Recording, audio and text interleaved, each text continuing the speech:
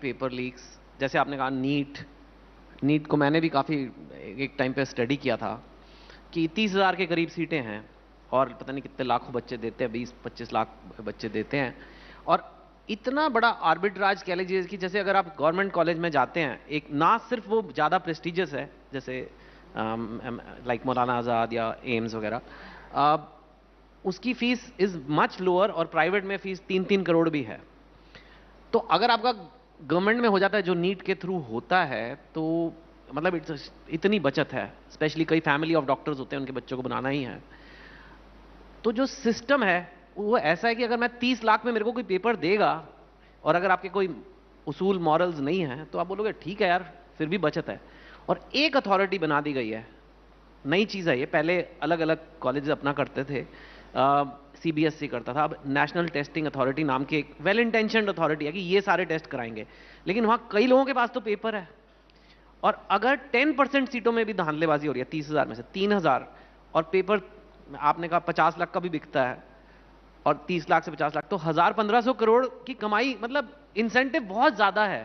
और ऐसा स्कैम, मतलब ऐसे लगता नहीं पेपर लीक कितना बड़ा स्कैम होगा, बट ये कॉमनवेल्थ गेम्स वगैरह से भी बड़ा मतलब हर साल है ना, क्योंकि तो ये इसको कैसे, मतलब जब इतना पैसा हो, और हालांकि वहां कोई क्लरिकल स्टाफ बैठा है, कोई बैठा है, कोई प्रिंटर बैठा है, और इतना है, तो ये चोरी चकारी कह लो या पेपर लीकेज होने का चांस तो है ही ना, बहुत ज्यादा है। एक चीज हमको नहीं समझ में आता है कि हमारा जो कॉन्स्टिट्यूशन है वो फेडरल गवर्नमेंट को फेवर करता है, डिसेंट्रलाइजेशन ऑफ पावर कहता है, तो फिर वाई सेंट्रलाइजेशन ऑफ एग्जामिनेशन कर रहे हो? एक और आपको लगता है कि देश चलाने के लिए डिसेंट्रलाइजेशन अच्छा है, और फिर वो बच्चों के भविष्य से खिलवाड़ करने के लिए आप उसको सेंट्रलाइज करके एक एनटीए बैठा रहे हैं। इनका कहना है कि हर एक एग्जाम को एक सेंट्रलाइज एजेंसी एनटीए करेगी जिससे कंट्रोल रहेगा। जरा एक बार सोचे हैं कि अगर यहां गड़बड़ हुआ ना तो पूरा गड़बड़ करके बैठ जाएंगे सब यहाँ, इनके पास पूरा का पूरा सिस्टम है, और वही हो रहा है यहाँ पर। हाँ। उसके अलावे पहला तो यहाँ कौन चेक करने वाला है? किसी ना किसी एक ह्यूमन के पास ही क्वेश्चन होगा, और उसकी इंसानियत के भरोसे हैं, और उसकी इंसानियत कैसे बर्बाद होगी आप समझिए 2 मिनट में। अगर कोई एम्स में पढ़ रहा है, कोई गवर्नमेंट में पढ़ रहा है, तो उसकी फीस ना बराबर है, मतलब फीस ही नहीं समझिए, 5,000 में 5 साल पढ़ेगा वो, तो उसको क्या ही फीस कहेंगे? वो मंथ का उसको कुछ भी नहीं हुआ, फ्री समझिए। तो फ्री में वो एमबीबीएस बन गया। और किसी को प्राइवेट में करना है तो 2 करोड़ लगेंगे, कहीं 3 करोड़ है, कहीं 1.5 करोड़ भी है, तो एवरेज 2 करोड़ है। तो अगर किसी को एमबीबीएस बनना ही है, उसके फादर सपोज कीजिए कोई छोटे डॉक्टर थे या नर्सिंग बैकग्राउंड से था, तो उसे एमबीबीएस करना ही है। तो अब उसके पास 2 रास्ते हैं, या तो यहां फ्री में कर ले एग्जाम निकाल कर, या तो वो 2 करोड़ उधर लगाए। अब अगर जो एक सेंट्रलाइज एजेंसी एनटीए है या जो भी ये चीज रिक्रूटमेंट है, अब वो क्या करेगा? उसको डॉक्टर बनना है, उसके पास 2 रास्ते, या तो पढ़ के इधर बन जाए, तो जो पढ़ के बन रहे हैं वेल एंड गुड, उनके लिए तो कोई क्वेश्चन ही नहीं है। ये इंसान देखता है कि भैया हमें 2 करोड़ रुपया देके एक प्राइवेट कॉलेज में करना पड़ेगा, और उस पर उतना हमारा नाम भी नहीं होगा, रेपुटेशन भी नहीं मिलेगी, आगे फ्यूचर भी उतना अच्छा नहीं है, तो क्यों ना इसको 2 करोड़ ना देके 50 लाख में कहीं पेपर ही खरीद लिया जाए, सेटिंग ही करा लिया जाए।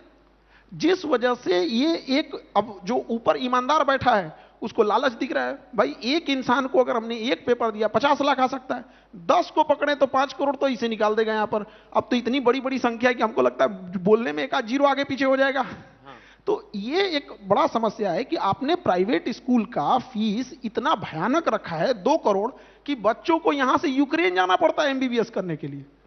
तो ये सोचिए क्या, मतलब माइग्रेशन, समझ रहे हैं कितना दूर का माइग्रेशन करा के रखे हैं लोग। तो एक तो ये डिफरेंसेज है, इसको भी कम करना चाहिए। ये कम करने के लिए क्या है कि सीटें जो हैं गवर्नमेंट स्कूल, गवर्नमेंट कॉलेज की, उसको बढ़ाइए ताकि ज्यादा से ज्यादा लोग आए। या फिर जब आपको ऐसे ही करना है तो एक ओपन रेट रख दीजिए कि भैया ये पढ़ने वालों के लिए है, ये अमीर घर वाले के लिए, आओ खरीदो। जब भाई तुम्हें खरीदना ही है तो खरीदो, कम से कम वो में तो बेईमानी में भी तो ईमानदारी दिखाओ।